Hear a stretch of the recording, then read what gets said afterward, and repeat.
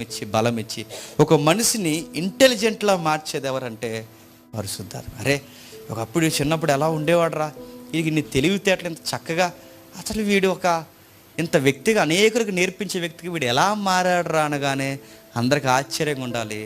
వాడి జీవితంలో ఆత్మకార్యం జరిగినందుకే ఆడు పనికిరానోడు ఇంత పనికొచ్చేవాడిగా మారిపోయాడు. అదే నూతన సృష్టి అంటే. అంటే పాత మనిషిని చెప్పండి క్రొత్త మనిషిగా పరిశుద్ధాత్ముడు ఏం చేస్తాడు చెప్పండి, మార్చేస్తాడు. మరి ఇంటికి వెళ్ళిన తర్వాత చదవండి, దావీదుతో మాట్లాడిన దేవుడు, సమూయేలుతో మాట్లాడిన దేవుడు, సౌలుతో మాట్లాడిన దేవుడు, పరిశుద్ధాత్మ దేవుడు ఈరోజు మనతో కూడా మాట్లాడుతున్నాడు. ఆయన దగ్గరకు వస్తే పనికొచ్చే పాత్రగా మనల్ని మార్చేస్తాం. గొలియాతుని దావీదు కొట్టాడని మనం అనుకుంటాం, కానీ దావీదు వెనకున్నది ఎవరో తెలుసా, పరిశుద్ధాత్మ.